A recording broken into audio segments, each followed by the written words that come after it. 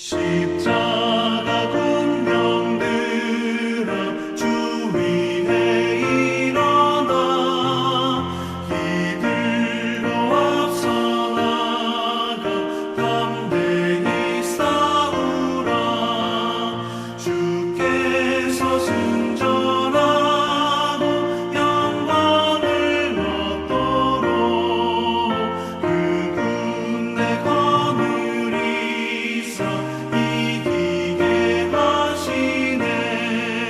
십자가 군병들아 주 위에 일어나 그 나팔 소리 듣고 곧 나가 싸우라. 수없는 원수 앞에 주 따라갈 때에 주 예수 힘을 주사 강하게 하시네.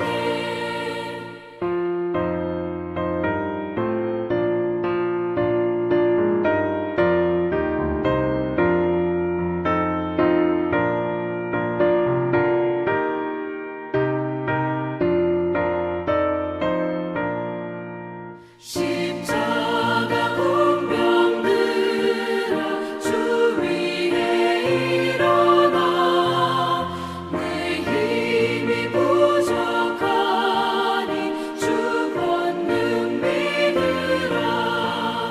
복음의 갑주 입고 늘 기도하면서 너 맡은 자리에서 충성을 다하라. 십자가 군병들아 주 위에 일어나 이 날에 접전하고 곧 해가 부르라. 승전한 군사들은 영생을 얻으며 영광의 주와 함께 왕노릇하리라.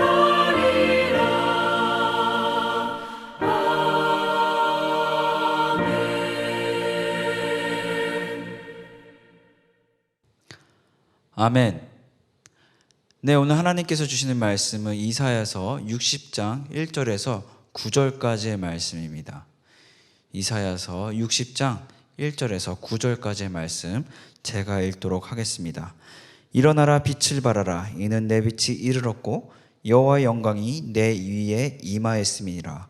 보라, 어둠이 땅을 덮을 것이며 캄캄함이 만민을 가리려니와 오직 여호와께서 내 위에 임하실 것이며 그의 영광이 내 위에 나타나리니 나라들은 내 빛으로 왕들은 비치는 내 광명으로 나아오리라.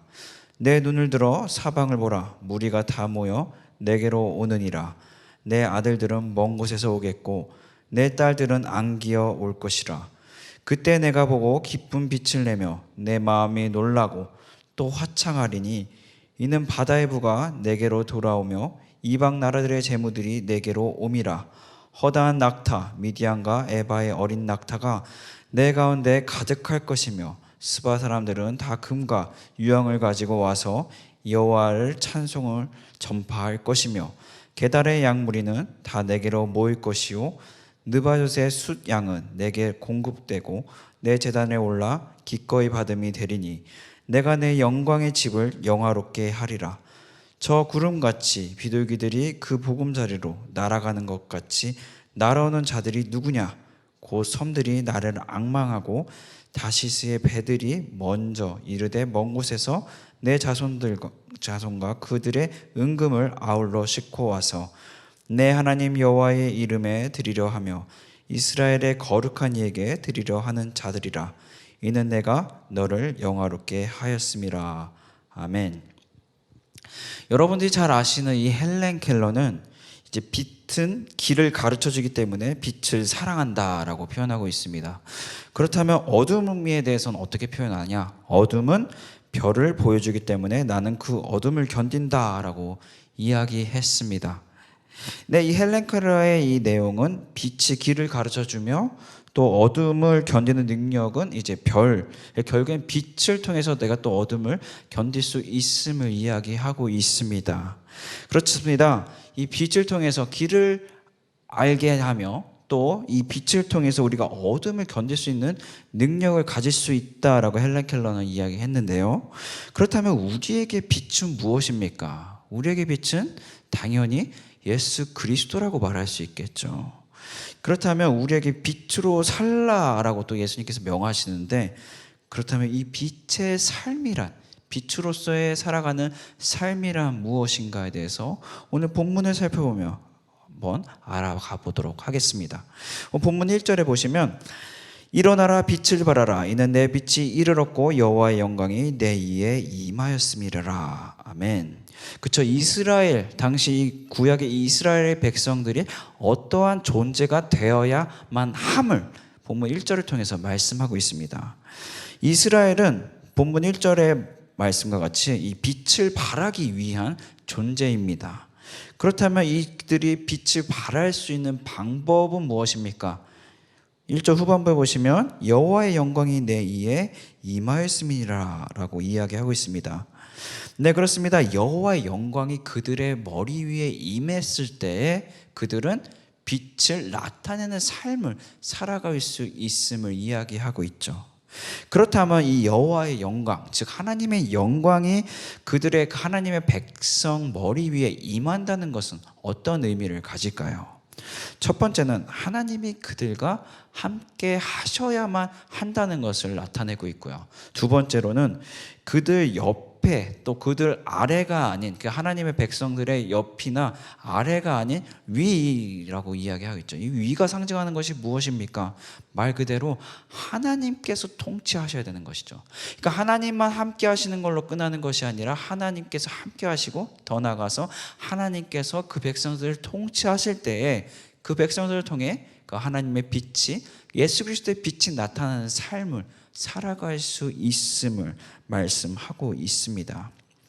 네, 본문 2절에 보시면 우리 삶 속에서 어둠이 있죠. 사회에서도 어둠이 있기 마련이고요. 그렇다면 이 어둠을 떠나가게 하는 삶이란 무엇인가에 대해서 너무나 잘 말씀해주고 있습니다. 본문 2절을 보시면 보라 어둠이 땅을 덮을 것이며 캄캄함이 만민을 가리려니와 오직 여호와께서 내 위에 임하실 것이며 그의 영광이 내 위에 나타나리니 라고 이야기하고 있습니다. 그렇습니다. 이 어둠이 땅을 덮고 만민이 가릴 것이다 라고 이야기하고 있습니다. 그 어둠을 없애는 방법, 그 어둠을 없애는 유일한 방법이 무엇입니까? 그것은 우리가 잘 아시다시피 이 빛의 출현이죠. 이 빛이 나타날 때에만 이 어둠이 없어지기 마련인 것이죠. 그렇죠? 근데 여기서 주목해야 할 것은 이스라엘이 빛이 아니며 하나님께서 오직 빛 되심을 강조하고 있다는 것이죠. 그러니까 우리 자체가 하나님이 통해서 빛이 나지만 우리가 어느 때는 또 시간이 지나다 보면 우리 자체가 빛이다, 그러니까 내가 진리이다라고 착각할 수가 있는 것이죠. 그러니까 하나님께서 머리 되심이 나타날 때 그것이 빛이 나타나는 것인데, 하나님보다 내가 더 앞서가거나 내가 하나님보다 더 위에 있으려고 한다면 그것이 또 빛의 삶을 살아갈 수 없음을 이야기하고 있습니다. 그렇습니다. 어둠이 떠나가는 삶, 그것은 빛이 나타나는 삶인데요. 빛이 나타나는 삶이란 본문 2절에서 계속 이야기하는 것과 같이 하나님께서 그 위에, 내 위에 계신, 그렇죠? 하나님께서 함께 하신 거로 끝나는 것이 아니라 우리들의 위에 계신 하나님께서 통치자 되시는, 진정한 통치자 되시는 삶인 것을 보여주고 있습니다. 그렇다면 이 하나님의 빛을 우리가 어디까지 나타내야 할까요? 본문 3절에 보시면 나라들은 내 빛으로, 왕들은 비치는 내 광명으로 나아오리라 라고 이야기하고 있습니다. 이 나라들, 이 세상의 통치자들도 하나님을 예배해야만 하는 이 존재인 것을 너무나 잘 보여주고 있죠. 동시에 하나님께 예배하지 않는 자들은 어떻게 됩니까? 어둠에 머무는 삶인 것을 보여주고 있습니다. 그렇습니다. 이 하나님을 예배하는 삶이란 결국에서 어둠에서 벗어나는 삶인 것을 보여주고 있는 것이죠.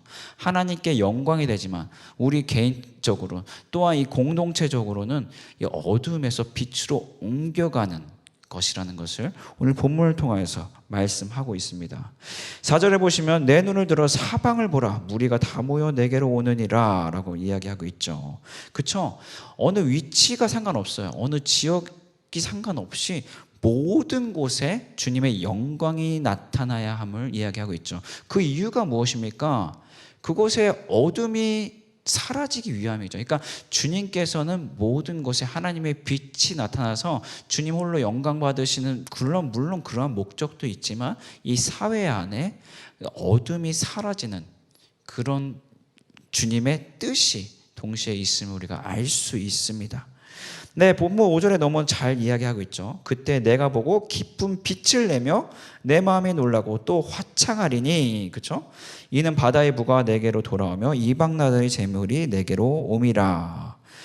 6절 허다한 낙타 미디안과 에바의 어린 낙타가 내 가운데 가득할 것이며 스바 사람들은 다 금과 유황을 가지고 와서 여호와 찬송을 전파할 것이며 7절에 게달의 양무리는 다 내게로 모일 것이요 느밧의 순약은 내게 공급되고 내 제단에 올라 기꺼이 받음이 되리니 내가 영광의 집을 영화롭게 하리라. 5절에 보시면 이제 바다의 부가 나오고요. 또 이방 나라들이 나오고 또 6절에 보시면 낙타들이 나오고 스바 사람들 금과 유향이 나오고 이 모든 것들이 이제 주님을 찬양할 것이라고 이야기하고 있죠. 결국 이 모든 피조물들의 어떤 근본적인 살아가는 이유가 무엇입니까? 그것이 하나님을 예배하는 하나님을 찬송해야 함을 나타내고 있죠. 그렇기 때문에 이 하나님의 빛을 나타낸다는 것 그것은 어느 범위가 있지 않죠. 우리가 살아가는 동안 누구를 만나든지 무엇을 하든지 어디에 있든지 하나님의 빛을 나타내는 삶을 살아가야 되는 그러한 요구를 하고 계신 것입니다. 그렇기 때문에 우리가 이 한 교회에서만 어떤 특정 지역에서만 하나님의 빛을 나타내는 척 살아가는 것이 아니라 모든 곳에서 가정에서 직장에서 또 학업에서 모든 곳에서 주님을 나타내는 삶을 살아가야 함을 말씀하고 있습니다. 또한 이 피조물들까지 하나님께서 말씀하셔요. 이 피조물들까지 말씀한다는 것은 우리에게 어떠한 의미를 가질까요? 피조물을 대할 때도 이것이 하나님의 것임을 우리가 잊지 말아야 함을 또 이 피조물도 하나님을 찬양하는 존재임을 우리가 잊지 말아야 함을 말씀하고 있는 것이죠. 언제부턴가 이 사람이 이 자연이나 어떠한 것들이 다른 피조물들이 인간이 아닌 다른 피조물들이 마치 우리가 주인인 마냥 행하는 것들이 너무나 많죠. 그러한 것들을 지적하는 것이라고 볼 수도 있습니다. 네, 본문 8절에 보시면 저 구름같이 비둘기같이 비둘기들이 그 보금자리로 날아가는 것 같이 날아오는 자들이 누구냐? 네, 여기 8절에 보시면 저 구름같이 비둘기들이 그 보금자리로 나가는 것 같이라고 이야기하고 있습니다. 무슨 의미일까요? 이것은 열방이 하나님께로 나와 예배하는 것. 그러니까 모든 피조물들이 하나님께 나와 예배하는 것은 마치 자연의 섭리와 같이 당연하다라는 것을 이제 은유적으로 이제 말씀하고 있는 것으로 보여지죠. 이어서 10절, 본문 10절에 보시면 내가 노하여 너를 쳤으나 이제는 나의 은혜로 너를 불쌍히 여길 것은 이방인들이 내 성벽을 쌓을 것이요 그들의 왕들이 너를 섬길 것이며. 그렇습니다. 이 본문 10절은 사실 오늘 본문의 말씀은 아니죠. 9절까지 읽었는데 10절 말씀해 보시면 중요한 것 같아서 10절 말씀을 읽어드렸는데요. 이 10절에서 중요한 것이 무엇이냐? 이제는 나의 은혜로 너를 불쌍히 여겼은즉 이라고 이야기하죠. 이 하나님의 구원에 대해서 우리가 다시 한번 생각해 볼 필요가 있죠. 하나님의 구원, 이것은 당연히 하나님의 은혜예요. 그렇죠? 하나님의 은혜라고 생각하면 여러분들 뭐가 떠오르십니까? 여기 본문 이 10절에 보시면 하나님의 은혜, 우리를 향한 마음이 어떠한가? 불쌍히 여겼은즉. 그렇죠? 그러니까 우리를 불쌍히 여기시기 때문에 우리가 은혜를 받을 수 있음을, 또한 우린 어떻게 적용되죠? 우리에게는, 우리의 삶 속에는 우리는 하나님께 불쌍히 여김을 받아야만 되는 존재임을 이야기하는 것이죠. 그러니까 우리는 하나님께 자존감을 세우거나 자신감 있이 할 수는 어떤 당당할 수 없는 존재임을 이야기하고 있는 것이죠. 그렇기 때문에 하나님의 구원, 이것은 우리 인간의 공로, 우리가 아무리 훌륭한 업적을 한다 하더라도 그 업적을 통함이 아닌 하나님의 은혜, 즉 하나님께서 우리를 불쌍히 여겨주셨기 때문에 구원하셨다라는 것을 이야기할 수 있습니다. 그렇습니다. 우리의 빛은 누구십니까? 바로 예수 그리스도시죠. 그리고 예수님께서는 우리에게 빛으로 살아라라고 요구하고 계십니다. 그렇다면 빛으로 산다는 것은 무엇입니까? 첫 번째는 우리는 하나님의 떠나서는 빛을 발할 수 있는 존재가 아닌 것을 인정하는 삶인 것이죠.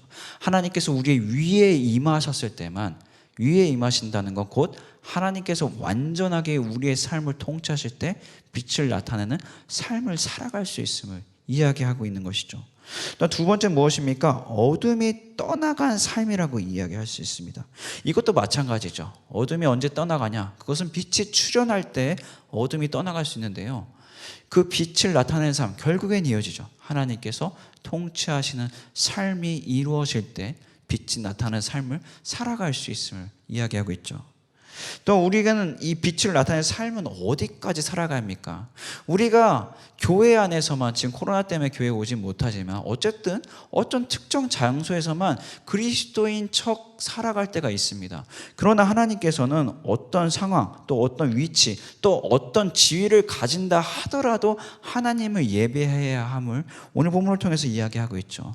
또 모든 피조물까지 포함하고 있어요. 그것은 모든 피조물들은 이미 하나님을 찬양하고 있죠. 왜냐하면 자연의 섭리를 따라가고 있기 때문에. 그렇다면 인간들에게는 어떻게 적용될까요? 우리 자연을 대할 때, 또 동물들을 대할 때 하나님을 예배하는 존재로서, 또 우리가 주인의식을 갖는 것이 아니라 그들을 또 하나님께서 사랑하시는 피조물로 대해야 함을 또 이야기하고 있는 것이죠. 또 8절에 저 구름같이 비둘기같이 그 보금자리로 나가라는 것 같이 라고 이야기를 하시는데요. 이러한 표현들은 우리에게 어떠한 의미로 다가옵니까? 그것은 우리가 주님을 예배함이 마땅하다는 것을 보여주고 있습니다. 그렇습니다. 우리가 빛으로 사는 삶, 이것은 저절로 되는 것이 아니죠.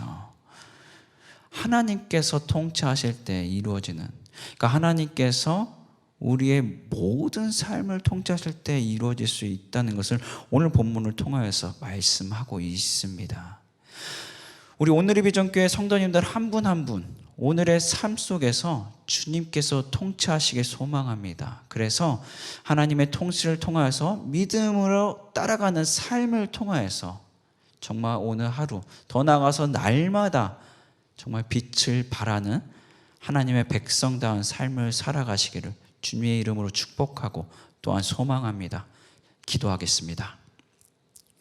하나님 아버지, 우리가 주님의 백성답게, 정말 하나님의 자녀답게 빛의 역할을 하며 살아가기 원합니다.